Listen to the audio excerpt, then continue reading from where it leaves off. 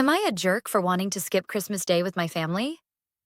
On Christmas Eve, my stepsister, who is 10, asked my father to adopt her while the whole family was gathered for holiday celebrations.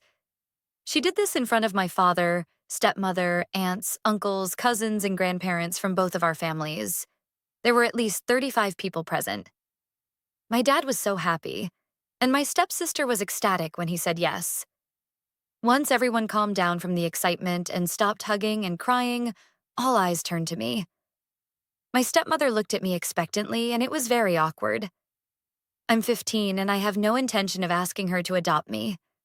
I was terrified that she would ask to adopt me. Thankfully, she didn't, but everyone around was encouraging me to ask her. My grandparents, some of my aunts and uncles, and even people in my stepmother's family kept coming up to me, saying that it would be awesome if I asked her to. I couldn't wait for the night to be over. Whenever I left the room, I could hear people talking about it and telling my stepmother that I would eventually come around. They thought I was being a typical bratty, moody teenager. It made me want to lash out at them, but I didn't want to validate their bratty teenager comment. The truth is, I would never ask my stepmother to adopt me. It is not something that I want. I don't view her as my new mother, or a second mother, or my mother at all. We're not close, and I don't love her.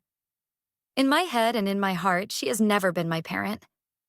The only reason I call her my stepmother is out of respect, and because I love my father and he loves her, but I don't love her. My father and stepmother know how I feel. We've talked about it in the past, the three of us, and I've talked about it in therapy.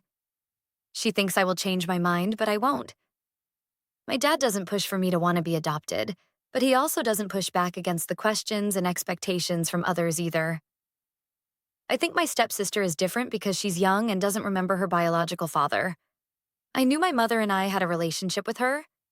She was in my life until I was 10, and no one new is going to come in and assume the mother role in my life.